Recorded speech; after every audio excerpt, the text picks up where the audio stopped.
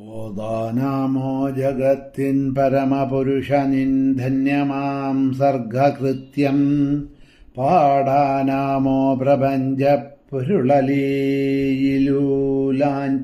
ഉലഞ്ഞാടിടും നിന്റെ രാഗം നീതാനെല്ലാം നിനയ്ക്കിൽ നിയതിയുടെ കടും കെട്ടു തീർക്കും മഹത്വം മാതാവേ കാത്തുരക്ഷിക്കുക കടലിണയിൽ ക്ഷീണനായി വീണോരെന്നെ ദേവീ ശരണം അമ്മേ. സുപ്രഭാതം, ശുഭദിനം. എല്ലാ ധന്യാത്മാക്കൾക്കും പുലർകാല വന്ദനം. ശ്രീമദ് ദേവി ഭാഗവത നിത്യപാരായണ പരമ്പരയുടെ ഇന്നത്തെ യജ്ഞവേദിയിലേക്ക് എല്ലാ സജ്ജനങ്ങൾക്കും സുസ്വാഗതം. നവമസ്കന്ധം 28-ാമത്തെ അധ്യായമാണ് ഇന്നലെ നാം പറഞ്ഞ് സമർപ്പിച്ചത്. സപ്തമദിന യജ്ഞത്തിൻ്റെ സമർപ്പണം കൂടിയാണ് അവിടെ നടന്നത്. ഇന്നു മുതൽ അടുത്ത ഏകോനത്രിംശോധ്യായ 29-ാമത്തെ അധ്യായമാണ് തുടങ്ങുന്നത്. ഒരുപാട് ചോദ്യങ്ങൾ സാവിത്രി ദേവി യമധർമ്മനോട് ചോദിച്ചുകൊണ്ടാണ് കഴിഞ്ഞ അധ്യായം അവസാനിച്ചത്. ഇതിനിതാ ധർമ്മരാജൻ സാവിത്രിക്ക് കർമ്മ വിഭാഗത്തെപ്പറ്റി കൊടുക്കുന്നതായിട്ടുള്ള ഉത്തരങ്ങളാണ് അവലോകനം ചെയ്ത് പോകേണ്ടത്. ഇന്നു മുതൽ ധർമ്മ ഉവാച കന്യാ 12 വർഷീയ വത്സേ ത്വം വയസാധുനാ ജ്ഞാനം തേ പൂർവവിദുഷാം ജ്ഞാനിനാം യോഗിനാം പരം. ആദ്യം പറയണു, ഹേ മകളെ എന്നാ വിളിക്കുന്നത്. ഇവിടെ നീ ഇപ്പോൾ 12 വയസ്സുള്ള ഒരു പെൺകുട്ടിയാണ്. എങ്കിലും വിദ്വാൻമാരിലും ജ്ഞാനികളിലും പരമയോഗികളിലും ഉള്ളതിനേക്കാൾ അധികം ജ്ഞാനം ഞാൻ നിന്നിൽ കാണുന്നുണ്ട്. നീ സാവിത്രി ദേവിയുടെ അനുഗ്രഹത്താൽ ജനിച്ചവളാണ്. അതുകൊണ്ട് അവളുടെ അംശഭൂതയാണ്. ആ ദേവിക്ക് തുല്യയായിട്ടുള്ള നിന്നെ രാജാവ് നേടിയത് തപസ് ചെയ്തിട്ടാണ് ഈ രാജാവ് തന്നെ നേടിയത്.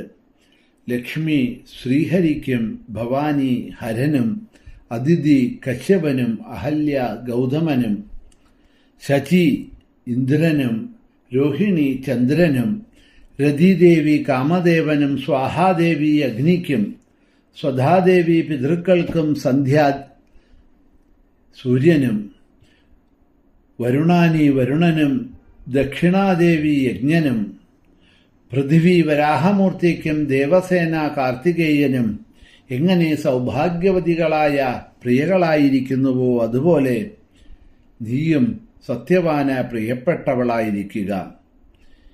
ഈ വരം ഞാൻ നിനക്ക് തരികയാണ് മഹാഭാഗേയിനി. നിനക്ക് ആഗ്രഹമുള്ള വരങ്ങളെന്തെല്ലാമാണോ അവയെല്ലാം ഞാൻ നിനക്ക് നൽകാം എന്ന് പറയുകയാണ്. യമധർമ്മന്റെ അനുഗ്രഹങ്ങൾ കിട്ടിയ സാവിത്രി ദേവി യമദേവനോട് ചോദിക്കുന്നു, സത്യവ്രത ഔരസാനാം പുത്രാണാം ശതകം മമാ ഭവിഷ്യതി മഹാഭാഗാവരമേതന്മദീപ്സിതം. കുറെ വരങ്ങൾ ചോദിക്കുന്നതാണ് ഇവിടെ സാവിത്രി യമധർമ്മനോട് പറഞ്ഞു പോകുന്നത്. എനിക്ക് 100 ഔരസപുത്രന്മാർ ജനിക്കണം, അതാണ് ഞാൻ ആഗ്രഹിക്കുന്നത്. ഔരസപുത്രന്മാര് എന്ന് പറഞ്ഞാൽ ഗർഭം ധരിച്ച് പ്രസവിക്കുന്നവരെയാണ് ഔരസപുത്രന്മാര് എന്നൊക്കെ പറയാം.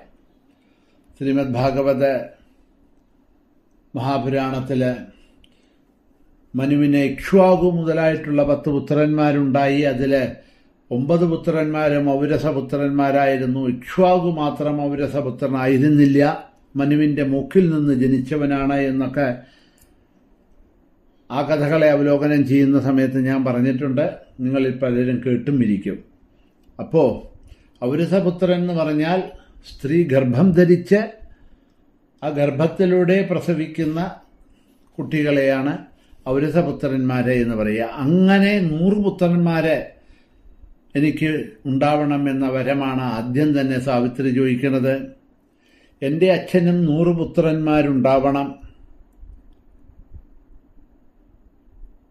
അതേമാതിരി ശ്വശുരന് കാഴ്ച കിട്ടുകയും രാജ്യം ലഭിക്കുകയും വേണം. ഇതാണ് ഞാൻ ആഗ്രഹിക്കുന്നത്. സത്യവാനോടത്ത് 1,00,000 വർഷം ജീവിച്ചിട്ട് അവസാനം വൈകുണ്ഠത്തേക്ക് പോകാൻ കഴിയണം. ഈ വരങ്ങളൊക്കെ അങ്ങ് എനിക്ക് നൽകിയാലും ജീവന്റെ കർമ്മ വിഭാഗത്തെക്കുറിച്ച് കേൾക്കാനും എനിക്ക് ആഗ്രഹമുണ്ട്.